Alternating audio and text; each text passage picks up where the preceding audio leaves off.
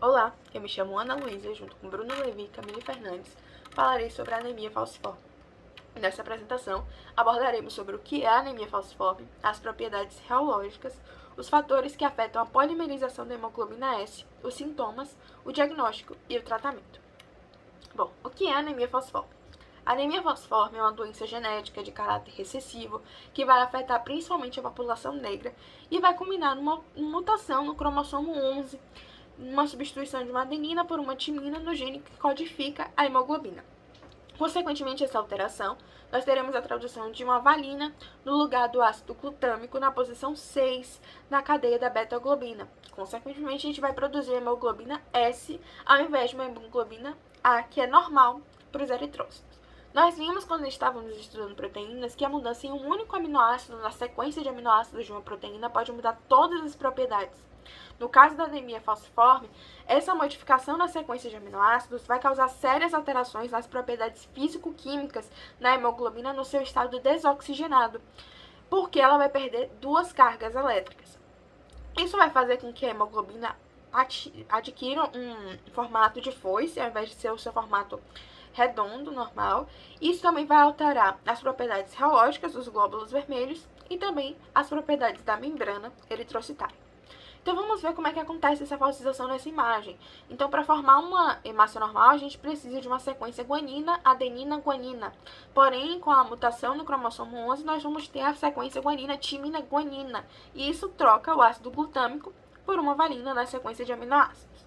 Esse processo, chamado falsização, ele é reversível e ele é dependente da desoxigenação. A relação estabelecida é: quanto maiores forem as condições de desoxigenação dentro da célula eritrocitária, maior vai ser a polimerização de hemoglobina S e, consequentemente, vai ser maior a concentração de hemácias no formato de foice. Porém, ainda tem como o corpo reverter isso, porque não é somente a condição de desoxigenação que afeta isso. A membrana eritrocitária é outro fator que também é muito importante. Enquanto a membrana eritrocitária não tem adquirido um formato irreversível, ela ainda pode voltar para o seu estado natural a partir da oxigenação da célula. Mas quando ela adquire o seu formato definitivo, aí não tem mais como voltar. Independente da concentração de hemoglobina S dentro da célula, independente da concentração de oxigênio, não volta mais ao seu formato redondo. E quais são as propriedades reológicas dessa molécula?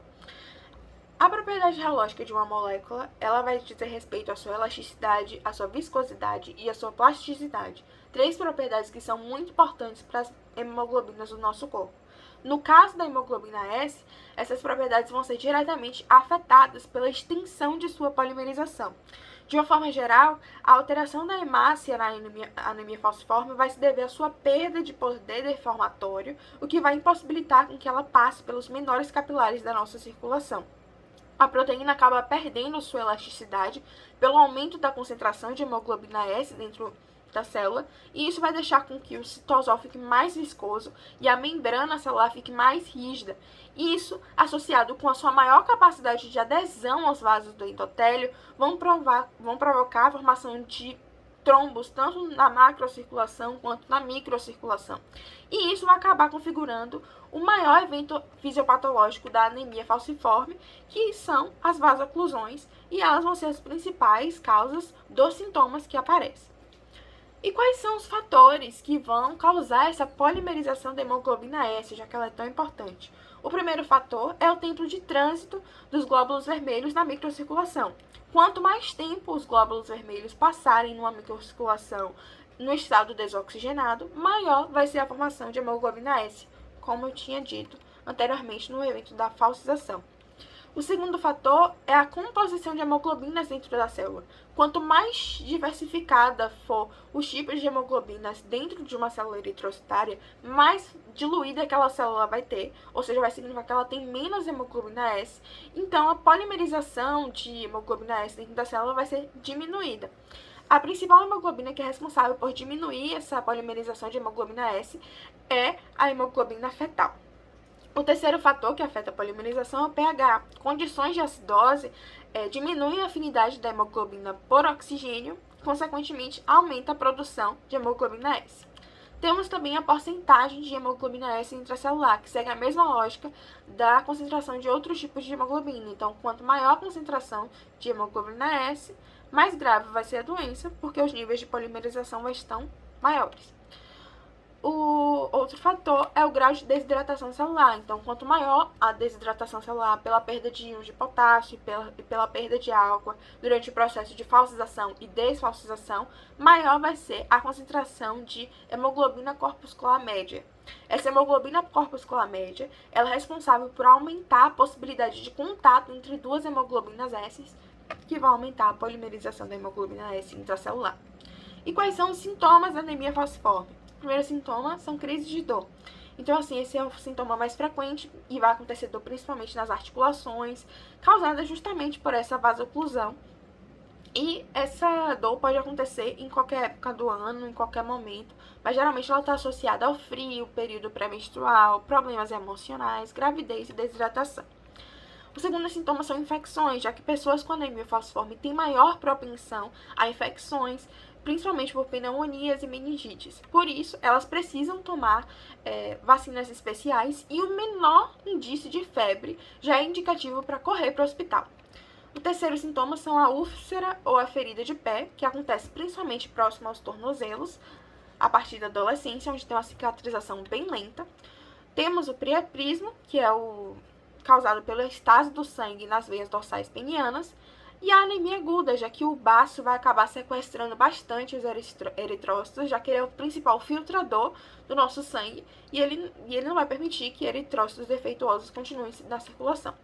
Por fim, o sintoma mais evidente nas crianças é a síndrome de mão e pé, onde esses dois membros vão acabar ficando bastante inchados por causa da vasoclusão. Agora, passo a palavra para Bruno Levi. Eu vou apresentar sobre o diagnóstico da anemia falciforme. Para realizar o diagnóstico, pode-se fazer um diagnóstico precoce, no período neonatal, logo após o nascimento, e seria o teste do pezinho, ou pode realizar diagnósticos tardios, que serão pacientes que não fizeram esse diagnóstico precoce. Vale ressaltar que o teste do pezinho só foi incluir o diagnóstico de doença falciforme e hemoglobinas variantes em 2001 no Brasil. Isso permitia um acompanhamento precoce dessas crianças acometidas pela doença e uma melhora na vida e da sobrevida dessas pessoas. Os tipos de testes do diagnóstico podem ser divididos em dois. O teste de triagem, que vai dar indícios da doença, mas não vão confirmar ela, e os testes confirmatórios, que vão de fato confirmar o perfil da hemoglobina e a presença da doença. O primeiro teste a ser citado aqui é o hemograma, que é o primeiro passo do diagnóstico laboratorial e que é possível visualizar as hemácias falciformes presentes através do esfregaço sanguíneo. O hemograma participa não somente dos testes, mas também do dia a dia da pessoa que apresenta essa doença, que também tem que fazer exames de contagem de reticulócitos, avaliação de marcadores de hemólise, entre outros exames, periodicamente. E outro tipo de teste de triagem seria o teste de falsização, que analisa a presença de drepanócitos, que são as células em formato de foice na leitura.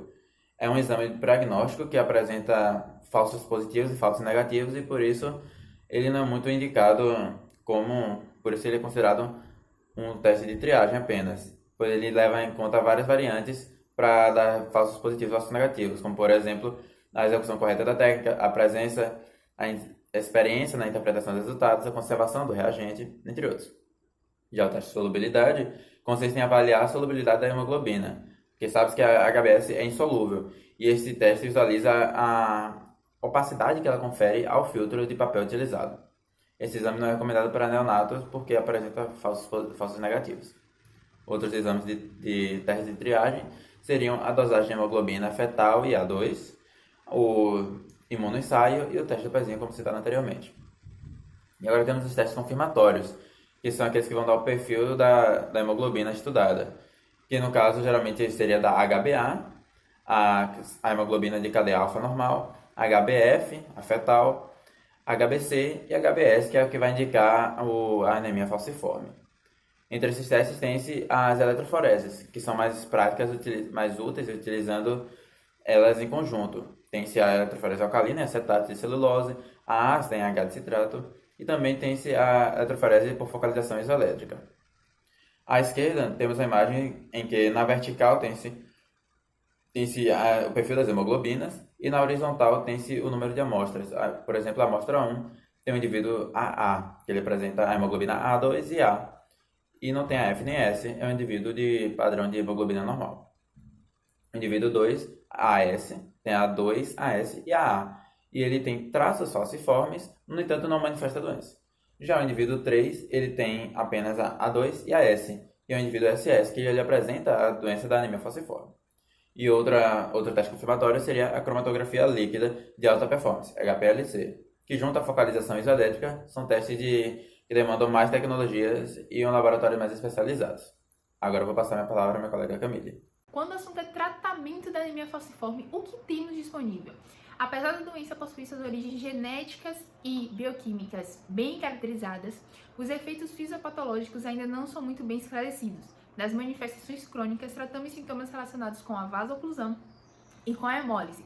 Porém, medidas profiláticas, elas são de extrema importância para que a gente possa reduzir os níveis de morbidade em cada condição específica.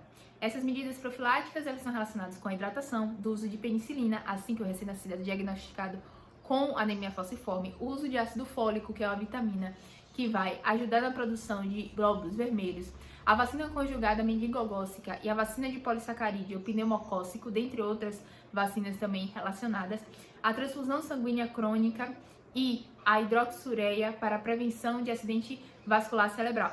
Essa hidroxureia que eu citei é o único medicamento aprovado para o tratamento da anemia falciforme, mesmo que ele não traga a cura e que seja tóxico para o organismo. Como é que funciona essa hidroxureia? Ela vai atuar no ribonucleotídeo redutase, retardando a fase S celular e por mecanismos ainda não muito bem esclarecidos, ela consegue aumentar a produção de HbF. Esse HbF, ele não polimeriza com o HbS, mesmo que o HbS esteja em alta quantidade. Isso ajuda a tratar da falsificação e, portanto, da hemólise e da vasoclusão, dos efeitos relacionados à doença. Quando a gente fala de cura, só temos o transplante de células tronco hematopoéticas, tá? Mas quando a gente fala de transplante, ainda temos um número muito pequeno de doadores, o que inviabiliza a utilização desse método em ampla escala. Além disso, também temos condições pré-transplantares, como por exemplo, a radioterapia, a químio, a alta concentração de ferro que pode ter no sangue do indivíduo. E ainda tem também a possibilidade de rejeição ao transplante. Então, tudo isso deve ser observado, esses fatores, quando a gente fala desse método de cura da anemia falciforme. Além disso, há estudos também focando nas células natural killer em variante T, porque essas células elas estão em alta concentração e ativas nos pacientes com anemia falciforme. Elas geram uma resposta inflamatória e quimiotaxia que provoca a vasoclusão e isso dificulta o tratamento, né, e aumenta os efeitos da doença. E aí tá tendo estudos para ver bloqueadores e anticorpos que possam reduzir a quantidade dessas células no paciente. Há também estudos mais novos e relacionados com a visão mais interna, que é a edição gênica. Tá? Com essa técnica, a região que ela está alterada, né, a região com mutação, ela é substituída por uma sequência original, utilizando alguns procedimentos, como a nuclease, que ela vai fazer atuando na sequência específica do DNA que a gente quer alterar.